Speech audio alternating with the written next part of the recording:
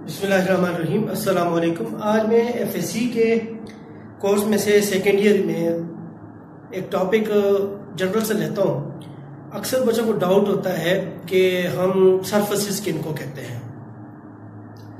तो सरफेसेस जो है, अगर सरफेस वर्ड को देखा जाए तो ये दो वर्ड्स से मिलकर बना हुआ है, सर और फेसेस। सर टॉप या आउटर मोस्ट है और फेसेस व्यू के लिए है। तो हम अगर किसी भी बॉडी का आउटर व्यू देखते हो तो जो फ्लैट एरिया हमें उसका आउटर व्यू दे रहा है ना, वो सरफेस है। ठीक है। अब रही बात हमारे इलेक्ट्रोस्टैटिक में, जब हम किसी भी बॉडी पे चार्ज देते हैं तो वो चार्ज उसके आउटर रीजन पे होता है, आउटर बाउंड्री पे होता है। ठीक है। जैसे हम इंटरफेस की एग्जांपल दे रहे थे ना कि इंटरफेस एक बाउंड्री होती है जो दो पेयर ऑफ मीडिया को डिस्टिंग्विश करती है। इसी तरह किसी इंटीरियर ऑफ बॉडी को एक्सटीरियर से एक लेयर, एक बाउंड्री जो है वो डिस्टिंग्विश करे, तो हम उसे कह सकते हैं वो सरफेस है उसकी। तो अपर या अपर मोस्ट या top view of any body is the surface. Now अब सरफेस जो है ना, उसके दो तरह से डिफिनेशन की जाती है। जिस तरह अभी हम अगर डिस्कस करें तो इसे हम प्लेन एरिया से डिफाइन करेंगे। ऐसे रीजन, टू डायमेंशनल रीजन, ऐसा टू डायमेंशनल स्पेस जो प्लेन एरिया रखती हो, हम उसे सरफेस कह लेते हैं। लेकिन आगे जाकर मैं कुछ पॉइंट डिस्कस करूंगा कि why we always term the positive charge as a high potential, why we call negative charge as a low potential. उसके लिए हमें एक स्पेस के अंदर जाकर उसकी बात करनी होगी। जिस तरह आइंस्टाइन व्यू और न्यूटन व्यू ग्रेविटी के बारे में है ना, तो आइंस्टाइन के मुताबिक आप एक रीजन, एक बाउंड्री लेंगे, आप एक नेट लेंगे जो जिसमें एक हेवली बॉडी ने टर्न्स बनाए होंगे, तो हम एक दूसरी थ्री डायमेंशनल स्पेस के अंदर चले जाएंगे। उसे यूक्लिडियन स्पेस का नाम दिया जाता है। यूक्लिडियन स्पेस में ये थ्री डायमेंशनल रीजन होता है जो वॉल्यूम भी रखता है। ठीक है।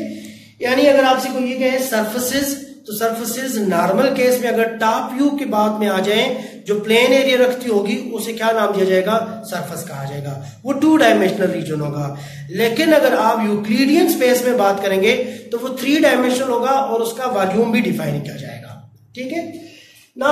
सरफेसेस जो हैं वो दो किस्म की होती हैं, ओपन सरफेसेस और क्लोज सरफेसेस। बहुत सादा एग्जांपल एक मैं ले लेता हूं। मेरे पास ये जो रूम है ना, इसकी जो चारों दीवारें हैं जो वर्टिकल हैं, ठीक है, इसमें कोई डोर ना हो, किसी किस्म की कोई विंडो या वेंटिलेटर्स ना हो। मैं एक पॉइंट से, किसी एक पॉइंट से एक इंसेक्ट को मूव कराता हूं वन डायरेक्शन में, वो एक लाइन पे जाए, एक्स एक्सिस पे वो मूव करते हुए जाए। ठीक है। तो अगर मैं उसे एज्यूम करूं कि वो सिर्फ एक्स एक्सिस पे जा रहा है, तो वो एक लाइन पे यू मूव करते हुए जाए जाए जाए जाए, तो कोई भी ऐसा रीजन नहीं होगा जिससे वो स्केप आउट करे। वो वापस इस पॉइंट पे रिटर्न कर सकता है। मैं इसे नाम दे दूंगा ये एक क्लोज सरफेस है। सही है। लेकिन अगर दरमियान में विंडो भी हो, डोर भी हो या वेंटिलेटर्स भी हो, तो जो ये मूव करके जाएगा तो उन एम्प्टी स्पेसेस से वो स्केप आउट कर जाएगा, तो अपने इस पॉइंट पे रिटर्न नहीं करेगा। तो मैं कहूंगा ये ओपन सरफेस है। जैसे इस व्हाइट बोर्ड में अगर मैं एक ही डायरेक्शन में मूव करना शुरू कर दूं, तो मैं इस एक पॉइंट से मूव करूं, दोबारा इस पॉइंट पे नहीं आ सकता, तो मैं उसे क्या बोलूंगा? ये ओपन सरफेस है। सादा अल्फाज में हम ओपन सरफेस को यूं कहेंगे जिसका डायरेक्टली फ्लैट एरिया हो और ऑर्डिनरी ज्योमेट्री के रूल के साथ वो एरिया फाइंड आउट किया जा सकता हो। ठीक है। हम उसे क्या बोलेंगे? वो एक open surface. Surfaces on which if you move from one point in one direction and cannot return to that point are called open surfaces. ये फ्लैट एरिया होते हैं, जैसे कि मैंने व्हाइट बोर्ड की एग्जांपल दी, जैसे आप पेपर की एग्जांपल दे सकते हैं अपने बुक के ऊपर। आप एक पॉइंट से मूव करके जाएं एक ही डायरेक्शन में, आप उस पॉइंट पे रिटर्न नहीं कर सकते हो, इसके अंदर एजेस हैं, आप इसे स्केप आउट कर जाओगे। सही है। तो ये क्या है? ओपन सर्फेसेस है। नाउ अब क्लोज सर्फेसेस क्या हुई? क्लोज सर्फेसेस जिसके बारे में ये कहेंगे कि हम एक पॉइंट से जाएं और तो एक ही डायरेक्शन में, तो उस पॉइंट पे रिटर्न कर जाएंगे। जैसे फुटबॉल के एक रेड पैच से हम स्टार्ट हो जाएं, उसको हमने पैचेस में डिवाइड किया और वो रेड कलर का है, बाकी और किसी कलर के हैं, तो मैं वो रेड से मूव करते हुए जाऊंगा एक ही डायरेक्शन में, तो एक बार में वापस इस रेड पे आ जाऊंगा। मैं कहूंगा ये क्या है, ये एक क्लोज सर्फेस है। सही है। Now surfaces on which if you move from one point in one direction and return to that point are called closed surfaces। सही है। क्लोज सर्फेसेस फिर दो किस्म की होती हैं। जैसे मैंने एक एग्जांपल दे दी फुटबॉल की, तो फुटबॉल एक रेगुलर क्लोज सर्फेस है। मैं ईंट ले लूं, मैं ब्लॉक ले लूं, ये एक रेगुलर क्लोज सर्फेसेस होंगी। सही है। तो उनके एरिया फाइंड आउट करना तो बहुत आसान है। एक तो ज्योमेट्री है डायरेक्ट, ठीक है। अगर मेरे पास क्यूब है ना, वो रेक्टेंगुलर शेप का या ब्लॉक है, तो ब्लॉक के अंदर सीमेंट ब्लॉक है, ठीक, उसके अंदर हमारे पास 4 रेक्टेंगुलर और 2 स्क्वायर की फॉर्म में सर्फेसेस होंगी। एक रेक्टेंगल का एरिया फाइंड आउट करें, 4 के साथ मल्टीप्लाई करें।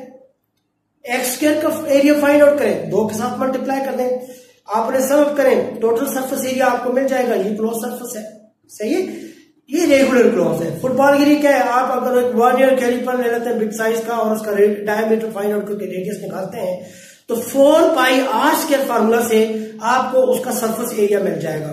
सो दैट ये क्या है, रेगुलर क्लोज सरफेस है। एनी हाउ मैं उसे यूं भी निकाल सकता हूं कि अगर मैं उस क्लोज सरफेस को, वो जो फुटबॉल है ना, उसको छोटे छोटे पैचेस में डिवाइड कर दूं और एक पैच के एरिया फाइंड आउट करूं, जितने भी टोटल एरिया है या जितने भी टोटल पैचेस हैं उतने नंबर के साथ मल्टीप्लाई कर दूं, मुझे इस तरह भी उसका सरफेस एरिया मिल सकता है।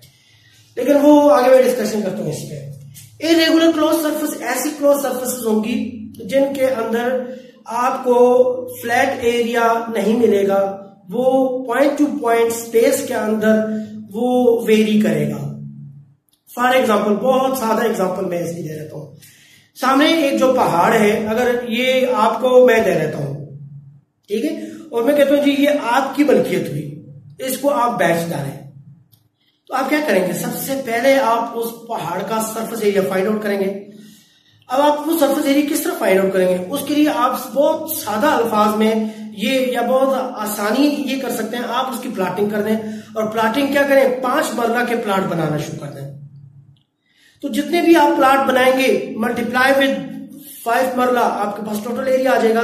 तो किसी भी क्लोज सरफेस का एरिया फाइंड आउट करना हो, वो रेगुलर या इरेगुलर हो, सबसे पहले हम उसे फ्लैट एरियाज के अंदर क्या करते हैं? डिवाइड करते हैं एंड देन फिर उन्हें सम अप कर लेते हैं। इस तरह हमें टोटल एरिया मिल जाता है। तो क्लोज सर्फेसेस का एरिया फाइंड आउट करने का एक तरीका हमने ये बता दिया कि हम उसे पैचेस में डिवाइड कर देंगे।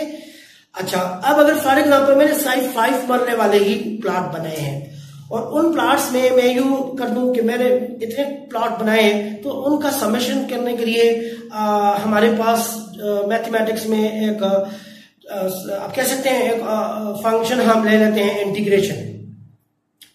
हम इंटीग्रेशन लेते हैं क्योंकि हमने कंटिन्यूअसली पार्ट्स बनाए हैं।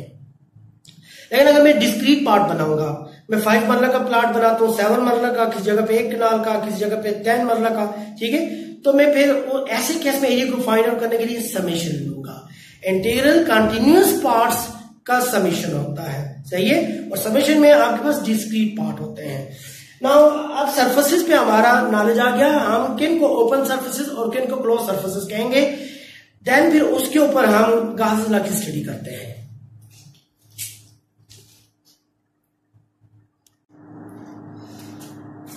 Application of Gauss law. Gauss law की एप्लीकेशन क्या है? We know that Gauss law is a general law.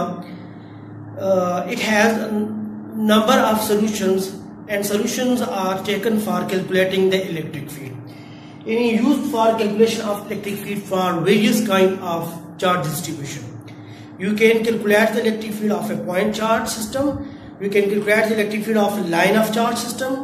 You can calculate the electric field of ring of charge. You can calculate the electric field of disk of charge, and you can calculate the electric field of a sphere of charge. See? So if you apply the Gauss law, you will get the result of electric field in a easy way. ठीक है? There are some other analytical ways that give you the complicated solution. Now, to apply the Gauss law, on various kind of charge distribution. To calculate electric field, we will follow certain procedure, and that will help us to calculate electric field of various cases. What are the steps of procedure? The steps of the procedures are: first, you define the kind of charge distribution of a given case. For example, if you have a wire which is given a charge on its entire length, you will define this kind of charge distribution as linear charge distribution. Similarly, if you have a sheet and there is given a charge over this sheet, okay, so there is charge distribution over the surface area. This is a case of surface charge distribution. Similarly, there are shell of charge distribution, there is a ring of charge distribution, there is a disk of charge distribution. First, you have to define that kind of charge distribution. You have to define the kind of charge distribution with lambda, linear charge density, with sigma, surface charge density, with rho, volume charge density. Now, after defining the kind of charge distribution, step 2 is that construct an imaginary surface to enclose the charge. हमें gauges law apply करना है, और gauges law हमेशा enclose charge रखता है तो flux calculate करते हैं हम, यानी गाजेस लॉ के मुताबिक फ्लक्स इनक्लोज चार्ज पे डिपेंड करता है, तो हमें चार्ज को इनक्लोज करना होगा। उसके लिए हम एक इमेजिनरी सरफेस डिजाइन करते हैं जो चार्ज को इनक्लोज कर देगी। उस इमेजिनरी सरफेस को गाजियन सरफेस कहते हैं। याद रहे, काइंड ऑफ चार्ज डिस्ट्रीब्यूशन के लिहाज से जो भी इलेक्ट्रिक फील्ड आएगी, वो लीनियर इलेक्ट्रिक फील्ड हो, सिलेंड्रिकल इलेक्ट्रिक फील्ड हो, वो रेडियल इलेक्ट्रिक फील्ड हो, तो आपको गाजियन सरफेस उस सिमेट्री के हिसाब से बनानी होगी। ठीक है, आप गाजियन सरफेस बनाएंगे according to the symmetry of the charge distribution. सही है। So construct the imaginary surface to enclose a charge. Such imaginary surfaces are called, that enclose a charge are called Gaussian surface. Now her Gaussian surface के अंदर आपके पास possible sub surfaces होंगी। जैसे अगर मैं यूं कहूं कि मैंने एक क्यूब बनाया तो उसके अंदर तो 6 फेसेस होंगे। ठीक है, मैंने एक स्फीयर बनाया तो उसके अंदर मैं बहुत सारा फ्लैट एरिया बना सकता हूं। सही है। इसी तरह से मैं अगर सिलेंडर ले लेता हूं तो उसके अंदर 3 किस्म के सब सर्फेसेस हो सकती हैं, 2 एंड फेसेस होंगे और एक कर्व सर्फेस होगी। सही है। तो आप क्या करें, उस गाउसियन सरफेस को सब सर्फेसेस में डिवाइड कर दें जितने पॉसिबल उसमें बन सकते हैं। सही है। उसके बाद हर एक सब सरफेस का फ्लक्स फाइंड आउट कर दें। ठीक है। क्या, construct imaginary surface to enclose the charge, such surfaces are called Gaussian surface, divide Gaussian surface into possible sub surfaces, find flux for each, sum up for the whole Gaussian surface. तो जो आपने सब surfaces का flux find out किया उन्हें sum up करें, आपको पूरी गाउसियन सरफेस का फ्लक्स मिल जाएगा। अब आपके पास फ्लक्स की एक रिलेशनशिप आ रहेगी। नाउ फ्लक्स कैलकुलेट करने के लिए आप किसे यूज कर रहे थे, गाउस लॉ को। गाउस लॉ की स्टेटमेंट यूज करें, that is flux through any close surface, it is independent of the geometry of the surfaces, through any close surface, either regular और इरेगुलर, आइदर रेगुलर क्लोज और irregular close. सही है। तो क्या, flux through any close surface only depends on medium, depends on the charge enclosed, 1 by epsilon naught charge enclosed। सही। Now क्या करेंगे, using the statement of Gauss law find the electric field. तो आपके पास 2 equation आ जाएंगी, एक equation जो आपने Gaussian surface के लिए फाइंड आउट की, एक इक्वेशन जो आपने गाउस लॉ की स्टेटमेंट से ली। Just compare the equations and find the electric field of the relevant case. What is the procedure, define the kind of charge distribution. ठीक है, construct imaginary surface to enclose charge, because you are going to apply the Gauss law, and Gauss law state flux only depends on the enclosed charge। ठीक है, the Gaussian surface will be constructed according to the symmetry of the charge distribution। सही। Divide the Gaussian surface into possible subsurfaces, find flux for each subsurface and sum up for the whole Gaussian surface, and at the last use the statement of the Gauss law, then compare the 2 equations of the flux, you will find the electric field of your relevant case। Now अगर आपको ये procedure point step याद रहेंगे, कल मैं infinite sheet of charge में parallel plates system ले लूंगा, मैं शेल ऑफ चार्ज लूंगा, मैं एक कंडक्टर के इंटीरियर पे चार्ज दूंगा, उस देखूंगा वो चार्ज कहां पे जाएगा, electric field inside the conductor क्या होती है वो कैलकुलेट करेंगे। Thank you.